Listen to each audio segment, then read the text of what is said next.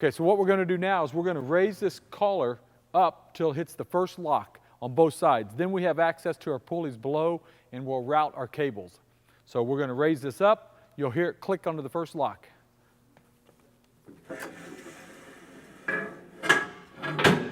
Just like that. Come over to the other side, do the same thing.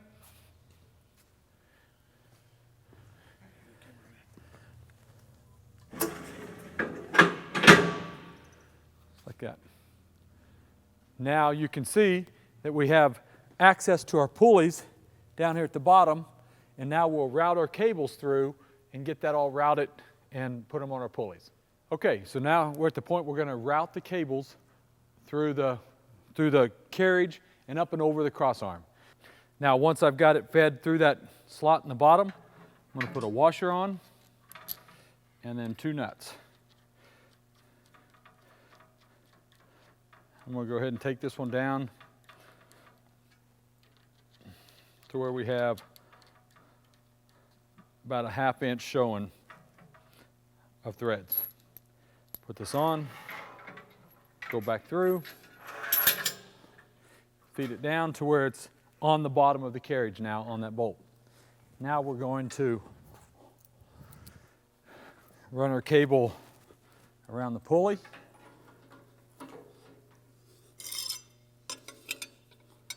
We have a pulley cover here that's just on with a bolt.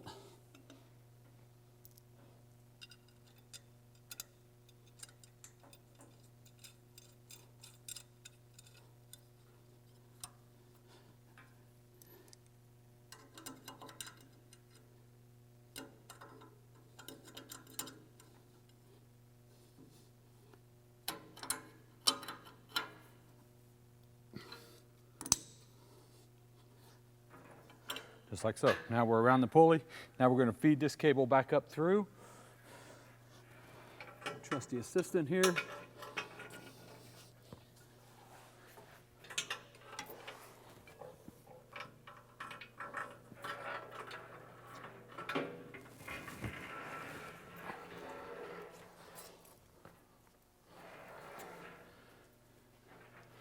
Okay.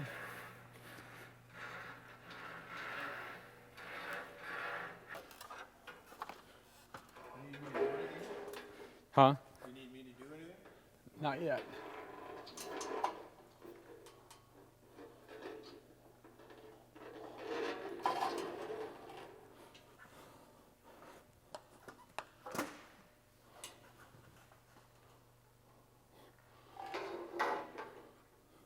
This is going to fit on the top here, give you enough slack so you can make your cable go through here.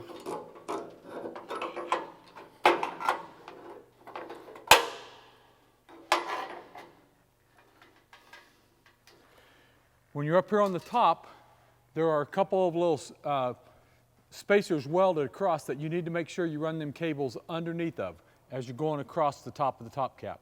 So we'll do that now. I'll move the ladder and push those through till we get to the other side of the pulley.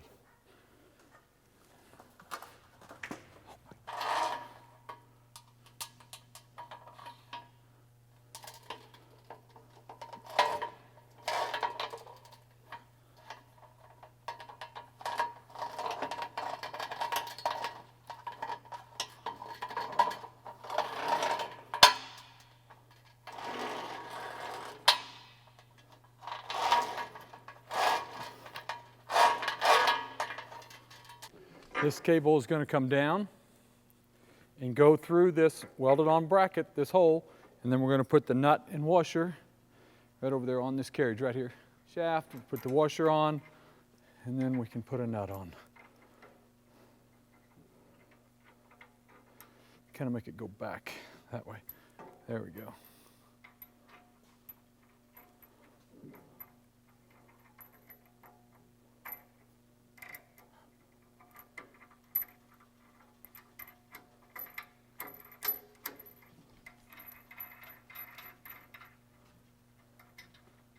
Okay, just like so.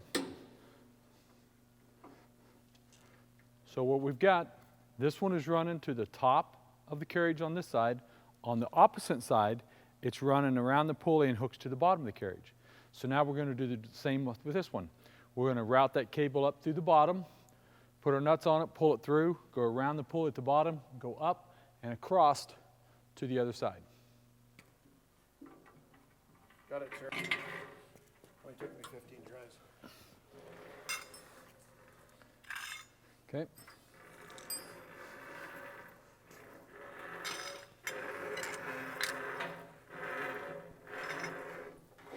Okay, just like.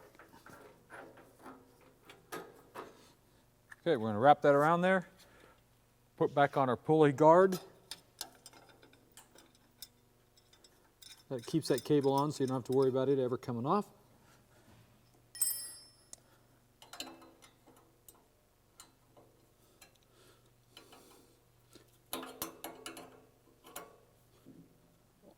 Only the best of tools.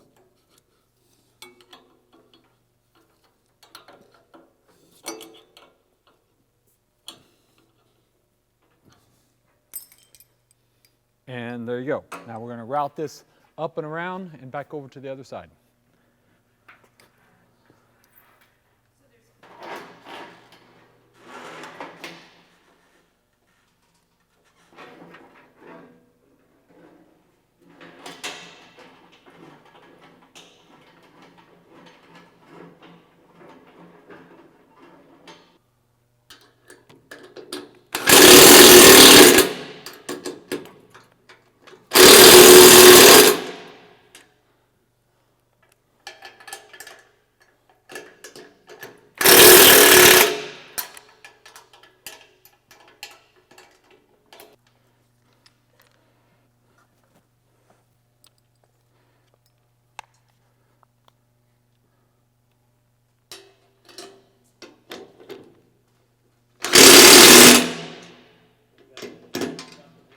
Okay, so we have our lock cover. We're going to put that on. It's just got some Phillips screwdrivers.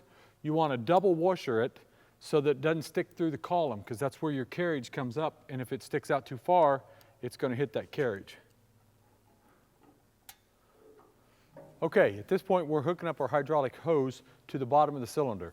On the very bottom of that cylinder rod, there's a port, threaded port, that you're going to take your fitting and you'll put some thread tape on the end of that fitting, because it's a pipe thread fitting, and put it into the cylinder. Tighten it up. You'll notice when you get this cylinder, it's wrapped in tape. There's a red plug, plastic plug on it, and it's wrapped around tape. You have to cut that off and pull it out. As soon as you pull that plug, you're going to have a little oil coming out, and that's okay. But then go ahead and put in your extension fitting, and then you have the pipe, the hose is about 4 foot long with an angle at the bottom. Hook that up. It comes up here, and you'll see we'll connect that to a T here in a minute. This is the port that we're going to put. I got thread tape on here, and we're going to take out the plug, and then we're going to put this in and screw it down tight. And then this will stick out so that we can put a fitting on the outside of it. That's what you call the insurance company. Thank you.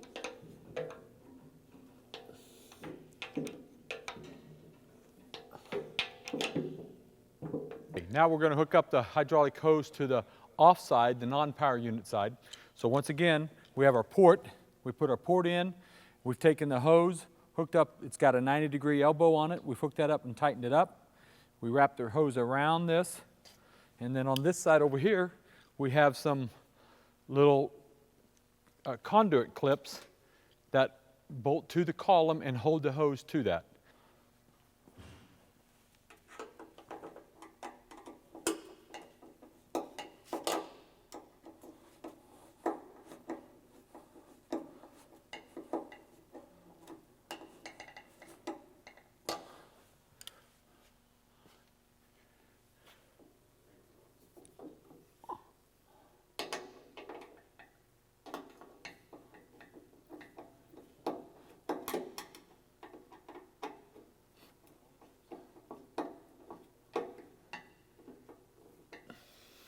And there's a couple more as it goes up, and then we go across the beam and then down and hook to our power unit on this side.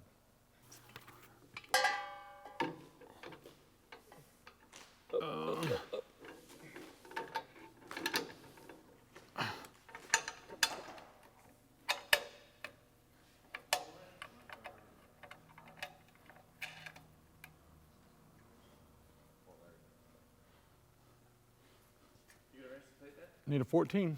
I didn't tighten up that other. Yeah, we need a 13. No, I'm saying I didn't tighten up that little. These? No, sir, that thing right Oh. Now we've mounted our power unit to the post. There's 4 screws to this bracket. You'll tighten that up with a 13mm wrench. And then you'll see that we've got a port here on the side of our power unit that I've tightened up. Put our 90-degree fitting on here, tighten that down. It comes over to we have a T that's connecting our the over-the-top hose from our bottom of the cylinder to the port of the power unit. So you'll tighten all these up here with a T, and then you'll take your clips like we have on the top here to hold this hose. We will mount them here and here to keep this out of the way. And then we'll have everything routed. We'll put oil in it, and that part is done.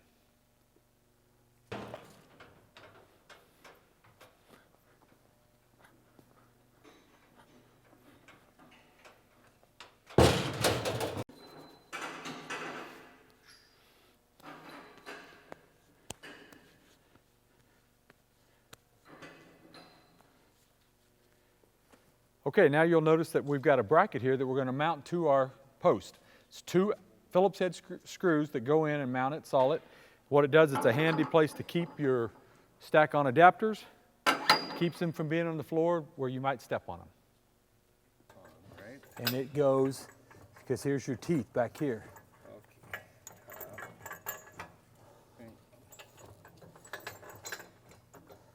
Okay, the way these locks work is that when the lift goes down, you have these lock arms that's got a gear and 2 gear splines, so it hooks in together.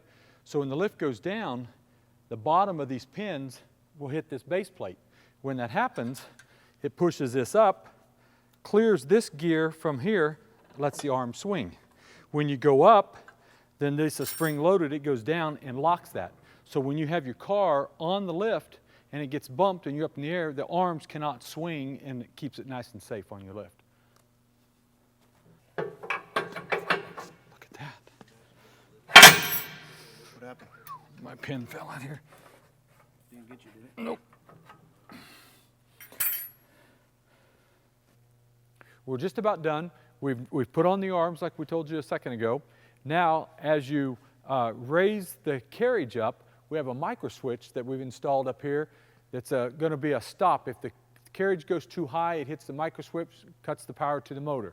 As well as we have one at the very top up here to when the car is on the lift, you go up. If a car hits the pipe in the top, hits this micro switch, shuts it off so you're not hitting your car.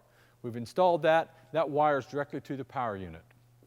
The next thing you'll want to do is you'll want to adjust the lift so that you hear the locks click at the same time. Just like you do on a 4-post lift, how you have to level it, same thing with this 2-post. So you're going to raise it up and you'll hear the locks click, click, click, click, click, click as it goes up the ladder locks. If you hear one, like let's say the left one here is clicking first, and this one is just behind it a little bit, then what you're going to do is you're going to come over here with this cable and you're going to tighten this one up a little bit, try it again, and then you should even out. So this one will raise, if this was the lower one, I tighten this one up, that's going to raise it up, and then you'll try it again and you'll hear the clicks. You want them just to be click, click, so that you hear both of them almost at the same time. Thanks for watching our instructional video on our 2-post. If you have any questions along the way, feel free to give us a call. We'll be glad to help you out.